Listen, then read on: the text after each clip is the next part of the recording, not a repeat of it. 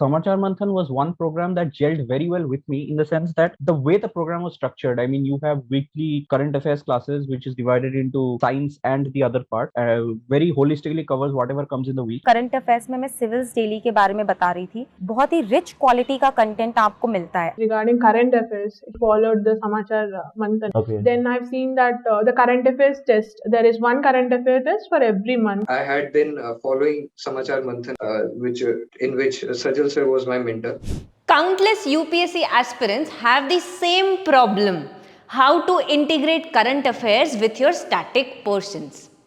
How to finish up your current affairs daily and still be able to recall the static portions of those current affairs, still be able to understand the questions which have been asked related to that current affairs portion, and prepare yourself for prelims 2024. And this is the problem every aspirant faces. But how to tackle this problem along with saving your time? If you'll spend up 4 hours daily on newspaper reading, then it's no use even if you prepare for it a lot, because your static and your optional will get compromised.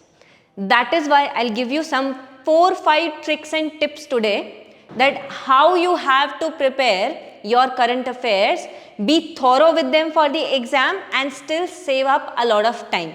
Instead of spending 4 hours every day, why not spend just 6 hours every week? And this will be the agenda for today's discussion.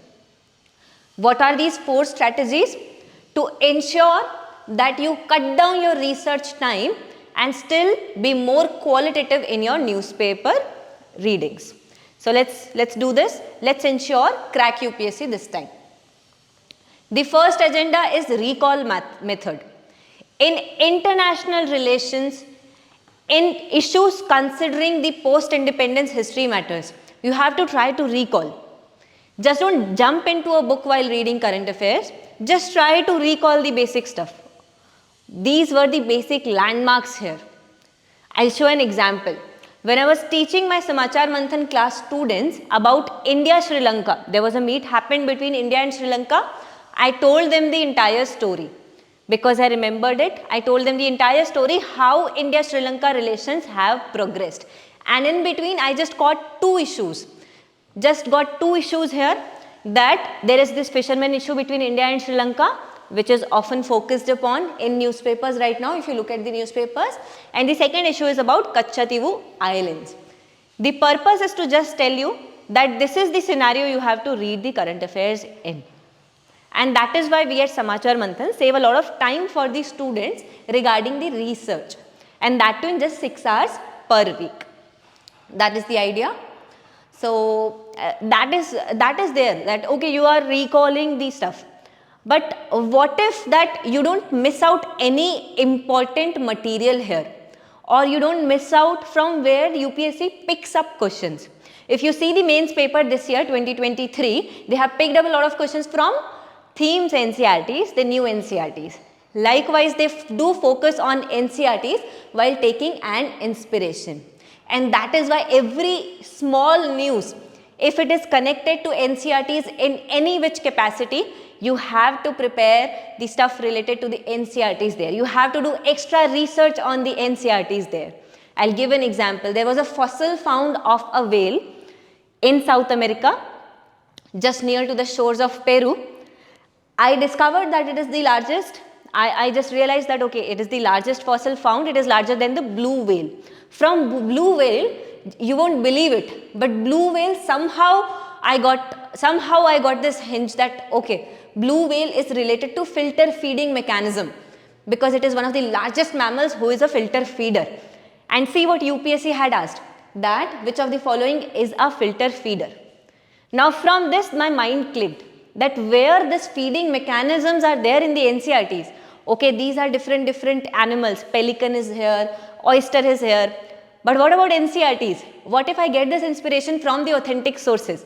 And this is the beauty, that in this chapter Nutrition in Animals in class 7th NCRT, you won't believe it, it is directly mentioned without the name. And this is the beauty, that they are saying that these are the feeding mechanisms and some aquatic animals filter tiny food particles.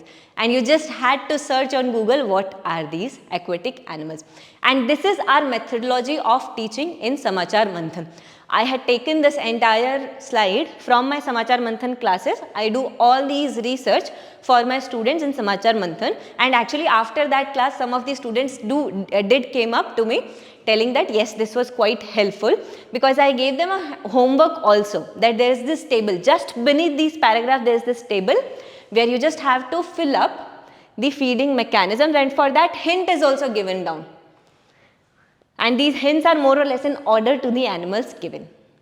So this is how you have to catch the topics here and be ahead of UPSC.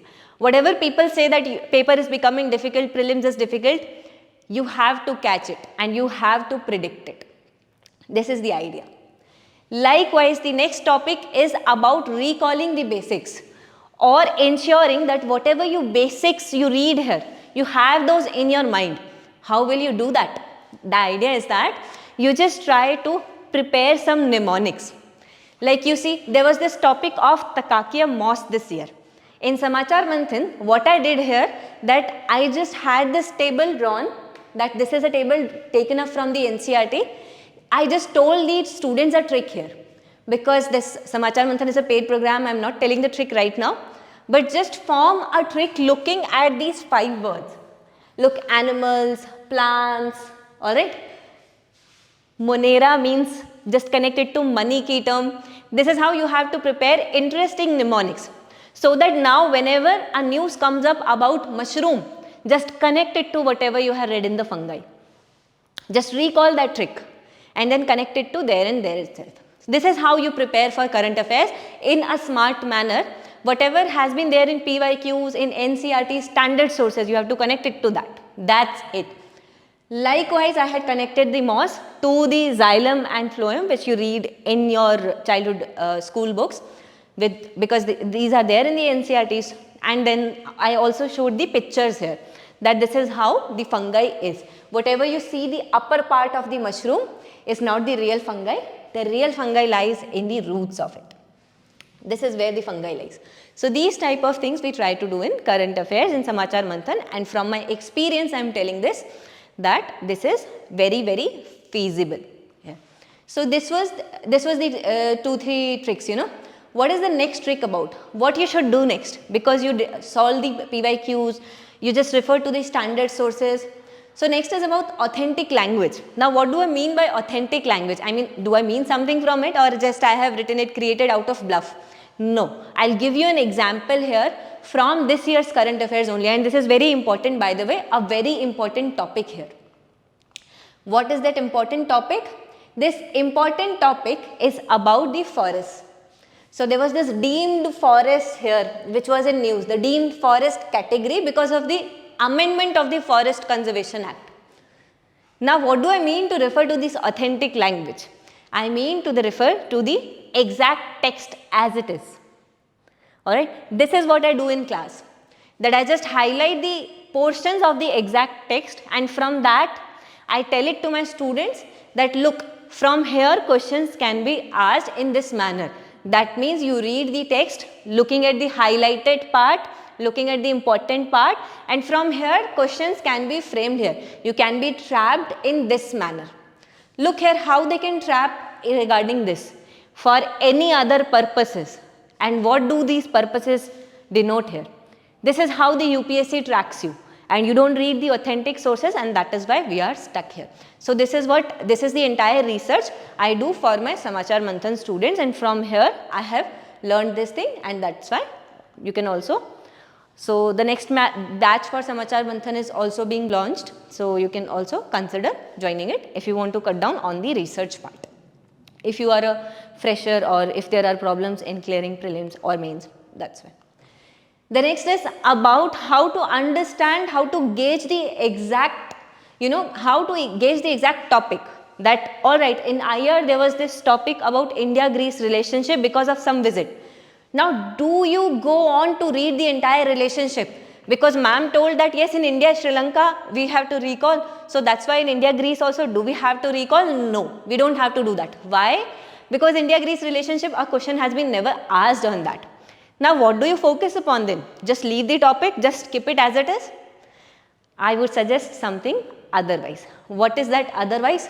Recall how India and Greece are related in history, in your ancient history readings.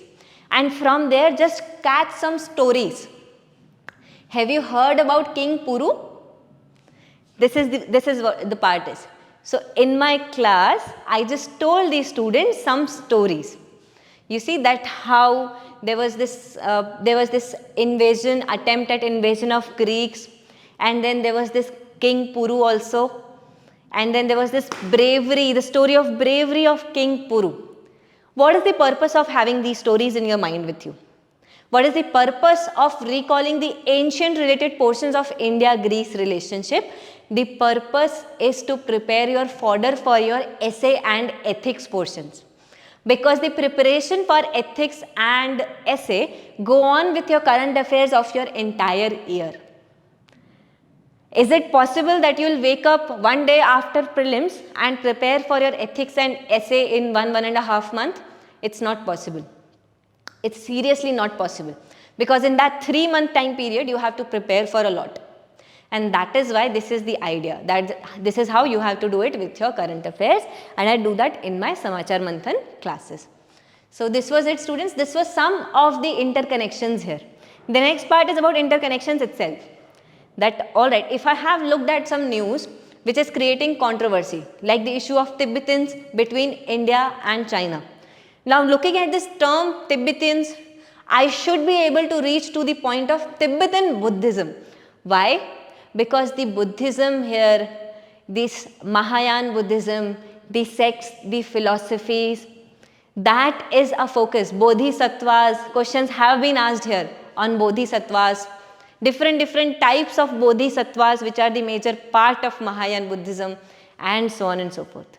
So that is why I did with my students. I told them about Tibetan Buddhism. I told them that apart from Dalai Lama also, there is another authority here just next to the Dalai Lama. I told them about these things, some schools of Tibetan Buddhism. And this is how we cover the current affairs here. So this is the idea, that you have to prepare in this manner. You see, so that you are prepared very well for the exam. And that's why you need someone to constantly cut down your research time here. Next is that general awareness is equally important. What do we mean by general awareness? Even if you clear exam, you went to some village or district, someone asked you a very general level knowledge question. Will you tell that person that, look, I have not read this in my syllabus, I don't know? Is this the way possible? Suppose in interview you are asked a very general question.